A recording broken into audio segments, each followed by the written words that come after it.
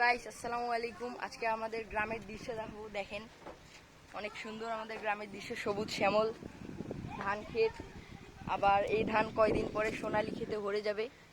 পাচ্ছেন বাঁশবাড়ি অ্যান্ড পুকুর, কচুরি পানা দিয়ে ভর্তি পুকুর। দেখেন এখানে আমরা আত্মীয়র বাসায় ঘুরতে আসছি, এখানে আমাদের বড় আন্টির বাসায়।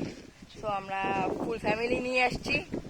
আজকে আমরা খুব মজা করছি এবং খুব আমরা হ্যাপি আজকে যে আমরা ঘুরতে আসছি, এত সবুজ শ্যামল একটি গ্রামে ঘুরতে আসছি। অনেক ভালো লাগছে। এই আসসালামু আলাইকুম। ঠিক আছে,